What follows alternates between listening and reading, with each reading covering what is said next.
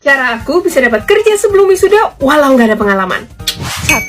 Kumpulin portofolio. Pas kuliah, aku selalu catat setiap ngerjain tugas atau proyek kelompok. Tugas-tugas ini bisa masuk buat portofolio kamu. 2. Jalin koneksi. Jangan lupa untuk jalin hubungan baik, terutama sama dosen pas kuliah, karena mereka bisa bantu karir kamu nanti. 3. Kerja freelance. Satu opsi kerja freelance buat mahasiswa yang aku rekomendasi adalah jadi reseller. Kamu bisa coba aplikasi. Guys, yuhu! Kamu lulusan SMA, SMK, D3, S1. Mau kerja di BUMN? BUMN lagi buka lowongan besar-besar untuk berbagai jurusan. Ada PT PAL buka loker buat SMA, SMK, sampai S1 untuk belasan posisi. Terus ada PGN buka lowongan untuk berbagai jurusan minimal pendidikan D3 sampai usia 30 tahun. Dan ada BUMN Konstruksi Berantas Abipraya, kamu yang fresh graduate bisa apply. Cus daftar, selengkapnya cek di sini. Cara aku belajar nabung dan investasi dari nol sampai bisa beli aset. Pertama, banyak baca buku. Buat pemula, aku rekomendasi 2 buku ini buat belajar investasi. 2. Banyak diskusi sama komunitas. Banyak banget komunitas tentang dunia investasi yang bisa diikuti di media sosial. 3. Kamu juga harus tahu kondisi keuangan sebelum investasi. Aku cek kondisi keuanganku, lihat fitur FinCheck-nya Ternak Uang. Gampang banget, kamu download apps Ternak Uang, klik ini, terus jawab beberapa pertanyaan, dan keluar deh kondisi keuangan kamu. Fitur ini juga gratis, mantep banget ya. Yuk buruan coba. Bisa nggak sih kita ngelamar kerja ke perusahaan yang nggak buka lowongan? Bisa aja, tapi gini caranya. Diam-diam ya. 1. Kamu buka LinkedIn, riset perusahaan yang kamu incer. Misalnya ini, kamu riset tentang bisnis sampai organisasinya. 2. Kamu buka website resmi perusahaan, lihat struktur organisasinya. Tentuin bidang apa yang kamu minati, misal di HR. Nah, abis itu kamu cek pegawainya di LinkedIn. Jangan langsung minta kerjaan, tapi kamu bisa kirim message kayak gini, minta ketemu untuk cari tahu lebih detail.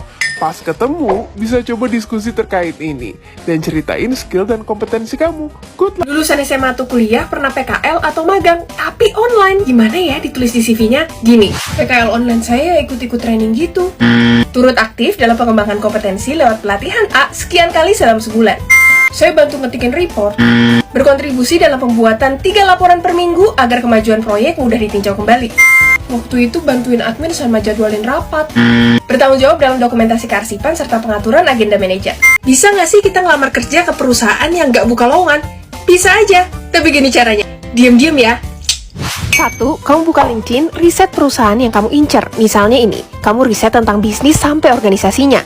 2. Kamu buka website resmi perusahaan, lihat struktur organisasinya. Tentuin bidang apa yang kamu minati, misal di HR. Nah, abis itu kamu cek pegawainya di LinkedIn.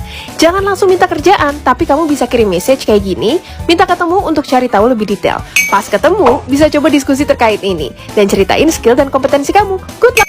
Kavin, review CV lagi dong, tapi sekarang coba review CV yang bagus dan patut dicontoh. Oke. Jadi CV ini sempat viral karena berhasil tembus buat magang di Apple jadi data scientist. Yang bikin keren CV ini walau simple, isinya semua relevan. Kayak objektif ini ditulis singkat pakai kata-kata ini atau ini yang sesuai sama posisi yang dituju. Bagian pendidikan juga dilengkapin sama project yang dia lakuin pas kuliah. Love banget di bagian pengalaman. Dia tulis dengan kata kerja aktif dan kasih tahu hasil terukur kayak gini. Dan dia juga sukses liatin technical skill di bagian IT dengan nulis bagian ini lengkap sama hard skill yang dipunya. Top banget. Ketinggian atau kerendahan pas wawancara kerja. Gini cara ngitungnya. Pertama buka Google, cari UMP provinsi kamu. Jadiin itu sebagai dasar minimal. Terus kamu hitung juga biaya hidup kamu sebulan, misalnya segini. Ketiga, coba riset nilai harga pasar. Kamu bisa ke website ini, login, klik ke salary. Masukin fungsi kerja dan lokasi, nah keluar deh. Kamu bisa lihat gaji di beberapa perusahaan dan rata-ratanya. Dari 3 data ini baru kamu hitung, ambil rata-ratanya. Pas jawab, ajuin dalam bentuk range. Kamu harus lihat hal ini. Jadi ada orang ngechat mantan bosnya untuk minta surat referensi kerjaan. Dia bilang, "Halo Pak, saya mau minta referensi Bapak nih buat saya keperluan lamaran pekerjaan." Kata bosnya, "Perlu kapan?" Dan kamu tahu dia balas apa? "Besok." Sini aku ajarin cara minta surat referensi kerja ke mantan bos via WA ya. Awali dengan nyapa yang sopan, terus kamu jelasin permintaan kamu, kasih tahu format, pastiin kamu minta jauh-jauh hari, terakhir tutup dengan terima kasih. Yuk buat konten informatif lain dengan hashtag serunya belajar di cara gampang dapat contekan interview buat kerja di perusahaan multinasional kayak gini. Shh, diem-diem aja ya. Pertama, kamu buka website ini, terus sign up atau login. Kalau udah, klik companies, kamu cari perusahaan yang kamu incer, misal Unilever. Klik interview, kamu filter fungsi kerja, misalnya finance, dan lokasinya. Dan keluar deh beberapa contekan pertanyaan interview yang pernah ditanyain. Kamu bisa copy, masukin ke Word buat latihan dan siap-siap bikin jawabannya. Semangat!